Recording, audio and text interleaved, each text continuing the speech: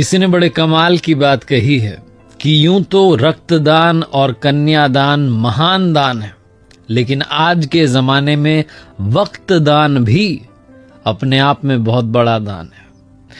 4 दोस्तों की कहानी है, नवीन, संतोष, मनीष और प्रवीण। 12th की पढ़ाई पूरी करने के बाद पुराने जमाने की कहानी, अपनी अपनी साइकिल से रवाना हुए और उस शहर का जो बढ़िया वाला होटल था वहां चाय नाश्ता करने के लिए पहुंच गए। चारों ने मुश्किल से मिलके 100 रुपए इकट्ठा किए थे। वहां पर जाकर के बढ़िया सी उन्होंने छोटी सी पार्टी कर ली। पार्टी खत्म होने को आई थी, वो पैसे लेने के लिए बिल लेकर के वेटर आया। तभी चारों के बीच में एक डिस्कशन शुरू हुआ कि आज से 40 साल के बाद में हम चारों फिर से मिलेंगे। तब तक नहीं मिलेंगे, 40 साल के बाद में मिलेंगे और इसी होटल में मिलेंगे और पार्टी करेंगे, और उस दिन जो सबसे आखिरी में आएगा उसको बिल के पैसे देने। चारों ने कहा वो बहुत बढ़िया, बहुत बढ़िया। वो बच्चों वाली शर्त लगती, वो लग गई।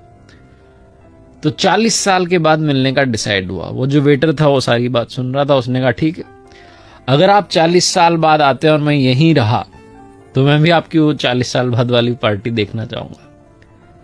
40 साल कब बीत गए मालूम नहीं चला। पूरे शहर का नक्शा बदल गया, मल्टी स्टोरी बिल्डिंग बन गई, फ्लाईओवर बन गए, सब कुछ चेंज हो गया। और चारों दोस्त जो थे उनकी जिंदगी तो कंप्लीटली अलग अलग हो चुकी थी। कोई इंजीनियरिंग के लिए दूसरे शहर में चला गया था, कोई सरकारी कॉलेज में दाखिला ले रहा था, कोई अपना बिजनेस शुरू कर चुका था। सब ने अपनी अपनी जो है जिंदगी जीना शुरू कर दिया था और जिंदगी में बहुत आगे बढ़ चुके थे।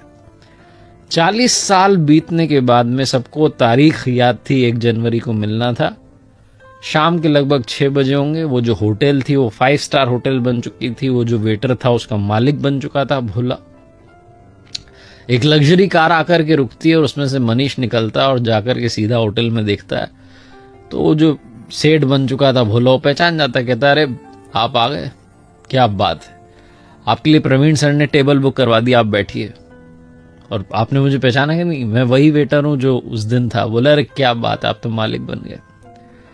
मनीष को इस बात की खुशी हो रही थी कि मैं पहले आ गया, मुझे बिल नहीं चुकाना है। मनीष बैठा ही था कि थोड़ी देर के अंदर जो है संतोष आ गया। संतोष कहने लगा कि मैं तो बहुत बड़ा बिल्डर बन गया हूं। मनीष कह रहा था मेरी तो ज्वेलरी के शोरूम चल रहे हैं 3-4। दोनों अपनी बातचीत कर रहे थे कि नवीन आ गया। नवीन ने कहा जी मेरी भी बहुत बढ़िया कंपनी चल रही है।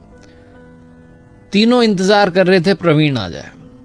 तभी वो जो सेठ था भोला, जो कि उसका मालिक था 5 स्टार होटल का, उसने कहा कि अरे आप शुरू कीजिए, स्नैक्स लेना शुरू कीजिए। उनका प्रवीण सर का कॉल आया था कि वो थोड़ा देरी से आएंगे, आप शुरू कीजिए। तो तीनों की जो है बातचीत, हंसी ठिठोली शुरू हुई, मजाक शुरू हुई। थोड़ा और टाइम बीत गया, 7:30-8 बजने को आया। फिर से वो आया। सेठ जो था उसने कहा आप डिनर शुरू कीजिए। उन्होंने ऑर्डर कर दिया, कह रहे हैं बस आता ही हूं। तीनों को लगा कि आ ही जाएगा प्रवीण। उन्होंने डिनर कर लिया। डिनर करने के बाद उन्हें लगा कि प्रवीण तो आया ही नहीं। उन्हें अंदर से थोड़ा बुरा भी लग रहा था कि दोस्त से नहीं मिले, और वो भारी मन से सोच रहे थे कि अब बिल पे करते हैं, निकलते हैं। तभी वापस से सेठ आया भोला। उसने कहा कि आपका बिल जो है पे कर दिया गया है। तो तीनों चौंक गए कि प्रवीण ने बिल भी पे कर दिया, आया भी नहीं।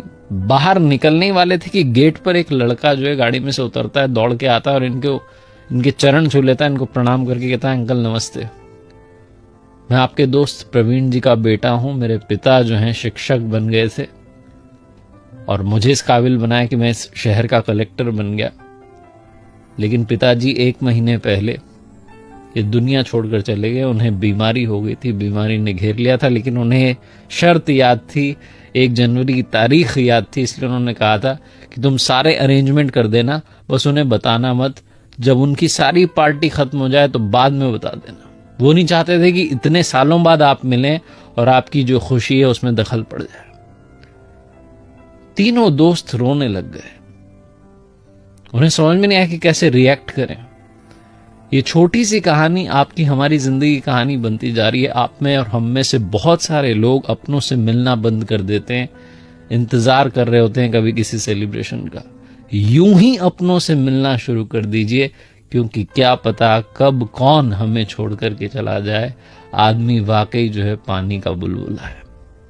छोटी सी कहानी जिसका सार ये समझाता है कि वक्त बिताइए अपनों के साथ में। ये जो वक्त दान है ये आज के जमाने का बहुत बड़ा दान है। माय एफएम पर आरजे कार्तिक आपसे एक ही बात कहता है, चलो अच्छा सुनते हैं, अच्छा सुनाने का प्रयास हम करते रहेंगे और आखिरी में ऊपर वाले के आशीर्वाद, अपनी मेहनत और अपनों के प्यार के साथ कर दिखाओ कुछ ऐसा कि दुनिया करना चाहे। आप